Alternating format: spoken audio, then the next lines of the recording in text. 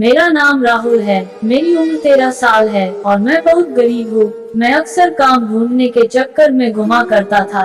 एक दिन मैं सड़क के किनारे काम ना मिलने के कारण उदास बैठा हुआ था। अचानक एक आदमी की नजर मुझसे पड़ी। उस आदमी की उम्र 55 साल से ज्यादा थी। देखकर वह मुझसे पूछने लगा, अरे लड़के, कहाँ छुप रहा है? तभी मैंने उस आदमी को अपनी सारी कहानी सुना दी। मेरी कहानी सुनने के बाद वो आदमी मुझ पर तरस खाने लगा और वह आदमी मुझसे कहने लगा, तुम्हें इस तरह सड़क के किनारे नहीं बैठना चाहिए, मैं तुम्हें अपने घर ले चलता हूँ। मैंने कहा कि साहब, मैं आपके घर जाकर क्या करूँगा? तो वो आदमी मुझसे बोला, फिर तुम कहाँ जाओगे? ये कहते हुए बहुत ही बेचैनी से मेरा चेहरा देख रहा था, जैसे मेरी बहुत फिक्र हो। इतनी फिक्रमंद तो मेरा बाप भी नहीं हुआ कभी। मैं उनकी तरफ देखकर खामोश हो गया। तभी वह मुझसे कहने लगे, तुम ऐसा करो, मेरे साथ मेरे घर चलो। वैसे भी काम करने के लिए मुझे एक लड़के की जरूरत है। मेरी 4 बेटियां हैं, मेरे पास कोई बेटा नहीं है। मैं चाहता हूं कि कोई ऐसा ईमानदार इंसान मुझे मिल जाए जिससे मैं अपने पास काम पर रख सकूं और वह मेरी बेटी रक्षा कर सके और मेरे भी काम में हाथ बटा सके। मेरी बहुत बड़ा बिजनेस है और मैं अकेला हूँ, इसलिए मुझे बहुत परेशानी होती है। मेरी पत्नी भी नहीं है। मुझे अपनी बेटियों का भी ध्यान रखना होता है और अपना काम भी करना होता है। वो कहने लगे, मेरी बेटियां बहुत प्यार देंगे। मेरी चारों बेटियां अपना भाई समझकर प्यार देंगी। मेरी 4 बेटियां हैं, इसी वजह से मेरे घर में काम थोड़ा ज्यादा है। मैं अपने चारों बेटियों को पढ़ा लिखा कर कामयाब बनाना चाहता हूँ। मैं अपनी बेटियों को अनपढ़ नहीं देखना चाहता। अगर तुम चाहो तो मेरे घर चल सकते हो। मेरे घर पर रहकर तुम घर का काम कर सकते हो और तुम्हें मेरे घर में खाना पीना, इज्जत मान सम्मान सब कुछ मिलेगा। छोटे मोटे तुम काम कर दिया करना। घर से मेरी बेटियां बाहर नहीं निकलती, इसी वजह से मेरी बेटियों को कोई चीज अगर बाहर से मंगानी होती है तो उन्हें बहुत परेशानी होती है, इसलिए काम भी कर देना। अगर तुम ये सारे काम कर सकते हो तो तुम्हें अपने घर में मैं जगह दे दूंगा। जो खुद खा लूंगा वही तुम्हें खिलाऊंगा, तुम्हें अच्छे पहनाऊंगा। उस आदमी की बात सुनकर मेरे दिल पर बड़ा असर हुआ। मैं अपने घर से सुबह निकलता था, काम की तलाश करता था और जलील भी होता रहता। मैंने सोचा क्यों ना इस आदमी की सेवा करूंगा, तो जरूर यह मेरे लिए कुछ ना कुछ जरूर करेगा, जिससे कि आगे की जिंदगी मेरी सुकून से गुजर जाएगी और जब मैं जवान हो जाऊंगा तो इसकी बेटियां शादी करके अपने ससुराल को चले जाएंगी। उसके बाद में ही अपना सब कुछ मेरे नाम कर देंगे। इसी वजह से मैं लालच में आ गया। मैं उनके घर चला गया। शाम के 4 बज रहे थे जब हम लोग घर के अंदर एंटर हुए। जैसे ही हम घर के अंदर गए, मैंने देखा कि उस आदमी की चारों जवान और खूबसूरत लड़कियां उसके इर्द गिर्द खड़ी हुई पापा पापा करती हुई उसकी जेबों की तलाशी ले रही थी। मैंने चारों को देख रहा था। चारों बहुत ही ज्यादा खूबसूरत थी और वह मुझे बड़ी हैरानी से देख रही थी। उनमें एक अपने पापा से कहने लगी, पापा, ये किसको अपने साथ लेकर आए हो? बेटा नहीं हुआ तो क्या बाहर से लड़का लाकर घर में रख दोगे? तभी साहब ने कहा, इस लड़के को तुम लोगों की मदद के लिए लेकर आया हूँ। तुम लोगों की पढ़ाई में कोई परेशानी ना पड़े, इसलिए मैं अपनी बेटियों को पढ़ा लिखा कर कामयाब बनाना चाहता हूँ। मैं चाहता हूँ तुम चारों अपने पैरों पर खड़ी हो जाओ। साहब की बातों में अपने बेटियों के लिए बेपनाह मोहब्बत थी। उस दिन के बाद से मैं वहाँ पर काम करने लगा। साहब ने मुझे एक छोटा सा रूम दे दिया। उसी रूम में रहता और वहीं पर सोता। साहब बड़ी बेटी, जिसका नाम लक्ष्मी था, उसकी उम्र 23 साल थी। लक्ष्मी से मुझसे बात करती है और कहती है कि मुझे पढ़ाई करने का कोई शौक नहीं, हमारे पापा हमें जबरदस्ती पढ़ाते हैं। मैं उसकी बातें सुनकर हैरान होता। मुझे तो लड़का होकर भी नहीं पढ़ाया गया और लड़कियों का पिता उन्हें लड़की होने के बावजूद भी पढ़ा रहा था। मगर ये लड़कियां पढ़ने के काबिल नहीं थी। ये हर वक्त मोबाइल, ये टीवी में ध्यान लगाए रहती, हंसी मजाक करती। मुझे वहाँ पर रहते हुए 3 साल हो गए थे। अब मेरी उम्र 18 साल हो गई। एक रात जब मैं अपने रूम में सो रहा था, तभी मुझे अपने कमरे के दरवाजे पर हल्की हल्की सी दस्तक महसूस हुई। मैं आंखें मलते हुए उठा। मुझे बहुत तेज नींद आ रही थी। जैसे ही मैंने दरवाजा खोला, मैं हैरान रह गया। मैंने देखा दरवाजे पे लक्ष्मी बेबी खड़ी हुई थी। रात के इस टाइम इतना तैयार होकर पता नहीं वह कहाँ जा रही थी। मैंने उन्हें बड़ी अजीब सी नजरों से देखने लगा, लेकिन फिर उनकी बातचीत और चाल डाल से लग रहा था कहीं जा नहीं रही बल्कि मेरे कमरे में आ रही हैं। मैंने उनके रोककर पूछा कि आप यहाँ पर क्या कर रहे हैं। कहने लगी कि मुझे तुम्हारे कमरे में कुछ काम है, इसलिए तुम इस कमरे से चले जाओ। इतना कहकर मजबूरन मुझे अपने कमरे से निकलना पड़ा था। मैं कहाँ जाऊँ? मैंने उनसे धीरे से पूछा तो वह मुझे कहने लगी, इस बात की फिक्र मत करो, नीचे सोफे पर तुम्हारे लिए कंबल रखा है, जाओ ओढ़कर सो जाना। मैं सुबह 6 बजे तुम्हें जगा दूंगी, फिर तुम वापस अपने कमरे में आकर सो जाना। मैं कौन सा तुम्हारे कमरे में चोरी करने आई हूँ। उनकी बात सुनकर मुझे बहुत हैरानी हुई, लेकिन मैं अपनी आंखें मलता मलता हॉल में जाकर बैठ गया और कंबल ओढ़ लिया था कि मुझे ठंड भी महसूस नहीं हो रही थी कि मुझे गहरी नींद आ गई। मुझे कुछ पता ना चला। मेरी सुबह आंख खुली तो सुबह के पास के 9 बज रहे थे। आंख खोलकर मैंने देखा तो मेरे सामने साहब खड़े थे तो मुझे कहने लगे, राहुल तू यहाँ पर क्यों सो रहा है? मैंने तुझे कितनी बार कहा है कि ऊपर कमरे में रहा कर, और ये लड़की वाला घर है। बेटा माना कि तुम अभी छोटे हो, लेकिन तुम्हारी आदतें इस तरह की नहीं होनी चाहिए कि मेरी बेटियों को कोई तकलीफ हो। जो तुम अपने कमरे में जाओ और आइंदा शाम होने के बाद अपने कमरे से बाहर निकलना। साहब की बात सुनकर मैं घबरा गया। लक्ष्मी बेबी वाली बात मैं तो भूल ही गया। खुद को शर्मिंदा महसूस करता हुआ वापस अपने कमरे में आ गया। सुबह का काम शुरू होने में 2 घंटे बाकी थे, मगर जैसे ही मैं कमरे में आया, मैंने देखा कि मेरे कमरे में एक अजीब सा हॉल था। मेरे कमरे में खाने पीने की चीजें खाली रैपर पड़े थे। लगता था मेरे कमरे में कोई पार्टी की गई, मगर फिर मेरी नजर नीचे कांच की चूड़ियां पर पड़ी तो मैं हैरान हो गया। लक्ष्मी बेबी यहाँ खाने पीने आई थी या फिर कुछ और करने इतनी ज्यादा सजावट मेरे कमरे। मैं हैरान होकर इधर उधर देख रहा था कि अचानक लक्ष्मी बेबी के कमरे से मुझे चिल्लाने की आवाज आई। आवाज सुनकर जैसी मैं उनके कमरे में गया तो चिल्लाने की आवाज आना बंद हो गई। साहब जो पहले ही बेटी पर चिल्ला रहे थे और उनकी बेटी उन पर चिल्ला रही थी, वो दोनों एकदम से खामोश हो गए। तुम यहाँ पर क्यों आए? मैंने तुम्हें यहाँ पर नहीं बुलाया, और तुम यहाँ पर क्यों आए? साहब कुछ गुस्से में लग रहे थे, मुझे गुस्से वाली नजरों से देख रहे थे। फिर मैं वहाँ से वापस आया। दोबारा से चीखने चिल्लाने की आवाज शुरू हो गई। मुझे छोड़ दो, मुझे दर्द हो रहा है, ऐसा मत करो, मुझ पर रहम करो। चिल्लाती हुई लक्ष्मी बेबी की आवाज सुनकर मुझे डर लग रहा था। ये सब कुछ क्या हो रहा था? मैं अपने दिल में सोचने लगा, मैंने कोई गलती तो नहीं की, ऐसा तो नहीं हो सकता। मैं अपने कमरे में आकर बैठ गया। फिर साहब दुकान की चाबी लेकर दुकान पर चले गए। मैं नहीं जानता था कि आज रात क्या हुआ था जिसकी वजह से साहब इतना गुस्से में थे। सारा दिन गुजर गया और रात होने में कुछ वक्त बाकी था। लक्ष्मी बेबी मेरे कमरे में आई, उनकी आंखें रो रो कर सूज गई थी तो मुझे कहने लगी, सुनो राहुल, मुझे तुमसे बात करनी है। मैं उठकर खड़ा हुआ। मैंने पूछा कि क्या हुआ मैडम? मेरी बात सुनकर वो कहने लगी और बहुत जोर जोर से रोने लगी। उन्होंने रोती हुए मुझे बताया कि मैं तुम्हें क्या बताऊं। राहुल, मेरे पिता में इंसान नहीं है। उनका कहना है कि पढ़ाई लिखाई करो, अपना नाम बनाओ। वह पहले से ही बहुत बड़े लालची इंसान हैं। वह अपनी बेटियों की कमाई खाना चाहते हैं। पढ़ाई करूं और पैसा कमाऊं और अपनी कमाई लाकर अपने पिता के हाथ पर रख दूं। लेकिन अब जबकि मेरी उम्र काफी हो गई है, इसलिए मैं शादी करना चाहती हूँ। शादी करना मेरा हक है। मैं एक लड़के से बहुत प्यार करती हूँ और उसी से शादी करना चाहती हूँ। कल रात वो लड़का मुझसे मिलने आया था, जिस पर वो गुस्से में लाल पीले हो गए। उस वक्त उन्होंने कुछ नहीं कहा, लेकिन बाद में जब तक और मुझे मारना पीटना शुरू कर दिया। मैं दिल कर रहा था कि अपने आप को खत्म कर दूं।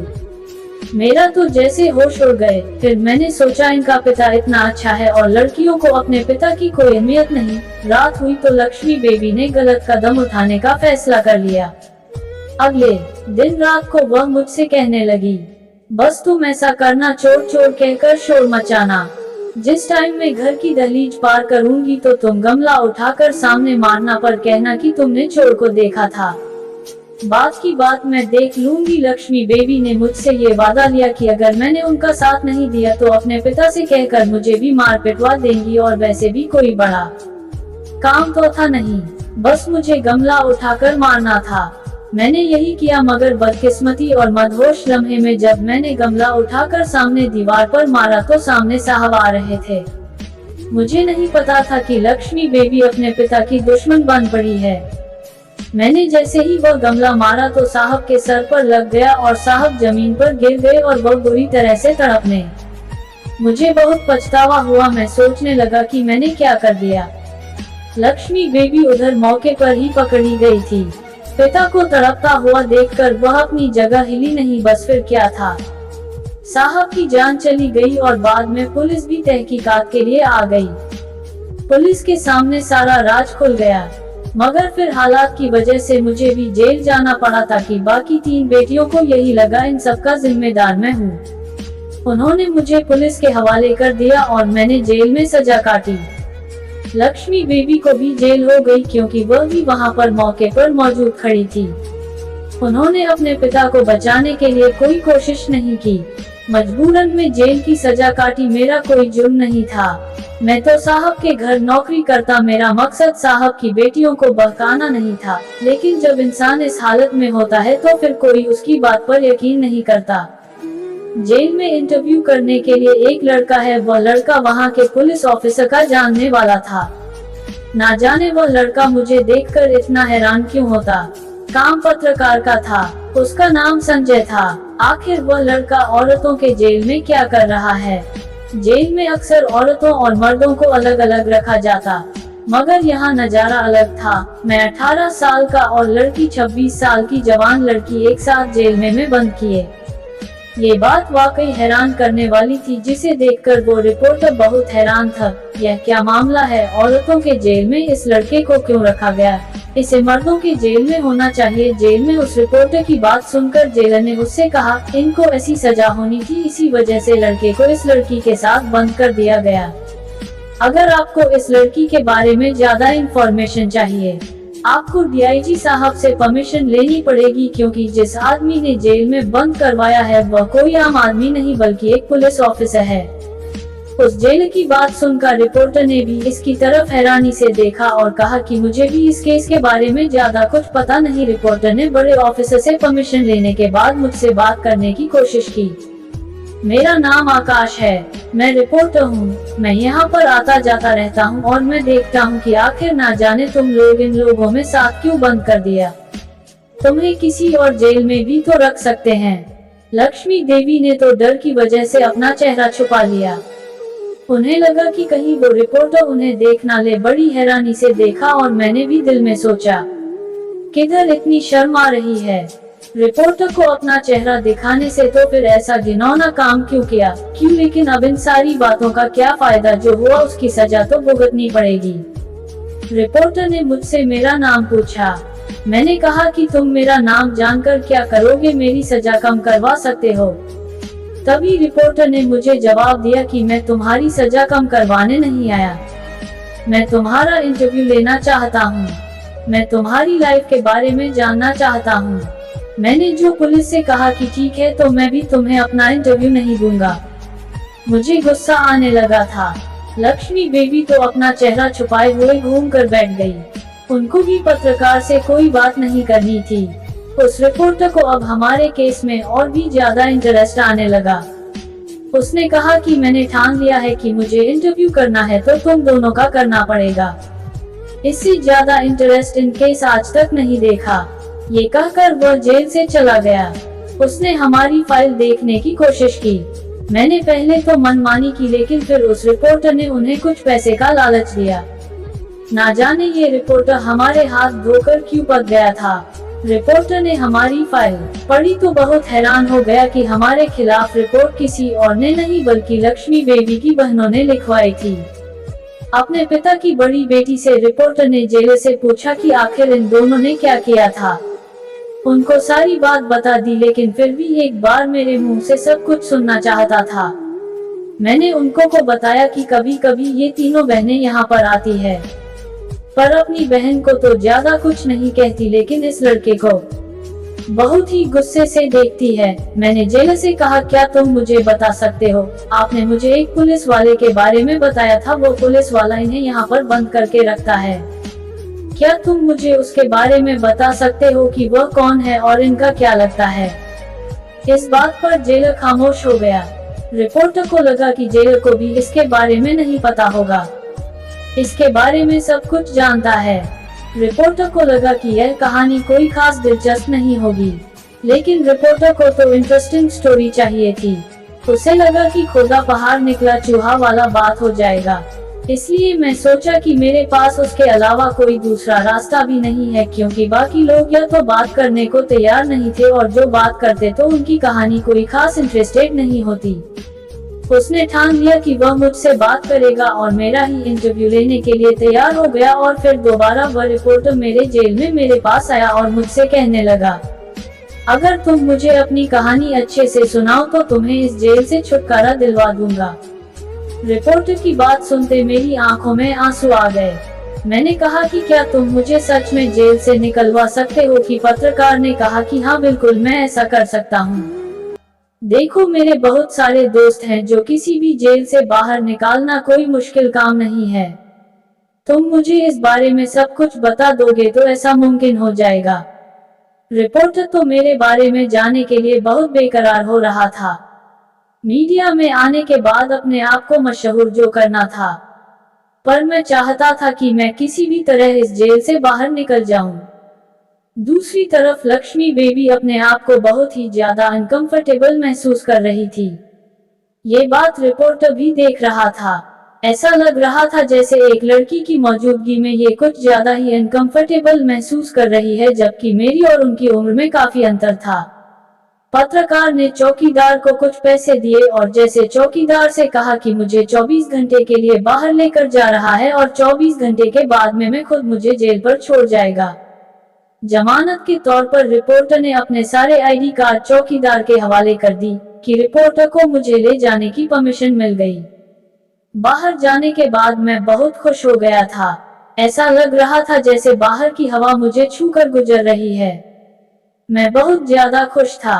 बहुत दिनों बाद बाहर का माहौल देखा था, बहुत दिनों के बाद में ठंडी हवा खाए। मैंने रिपोर्टर से कहा कि तुम मेरे लिए कोई फरिश्ता बनकर आए हो। रिपोर्टर ने मुझसे पूछा। मैंने कहा, मैं 15 साल का होने वाला हूँ, लेकिन जब मैं यहाँ पर था तब मेरी उम्र 13 साल थी। रिपोर्टर ने कहा, अच्छा तुम बहुत कम उम्र के लगते हो। पहले रिपोर्टर से कहा कि मैं इसलिए और ज्यादा कम उम्र का लगता हूँ क्योंकि मुझे खाने पीने को नहीं मिलता। अपनी सेहत का ख्याल रखता तो काफी हेल्दी होता, लेकिन बचपन से लेकर आज तक मुझे कभी भी कोई सुकून नहीं मिल पाया। ना जाने मेरी किस्मत मुझे कहाँ लेकर जाएगी। मेरे नसीब में तो सही लिखा है।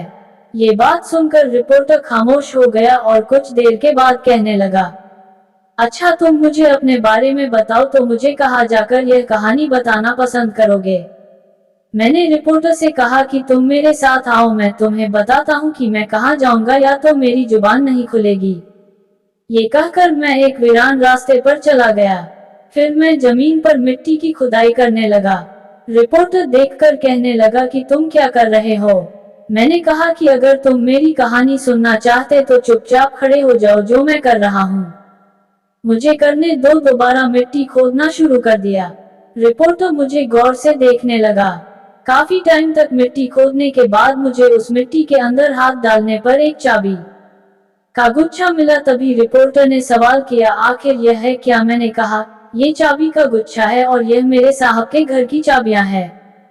मैंने अपने साहब के साथ कभी बेवफाई नहीं की। मैं पत्रकार को अपने साथ अपने मालिक के घर लेकर चला गया और फिर बैठकर हम आपस में बात करेंगे।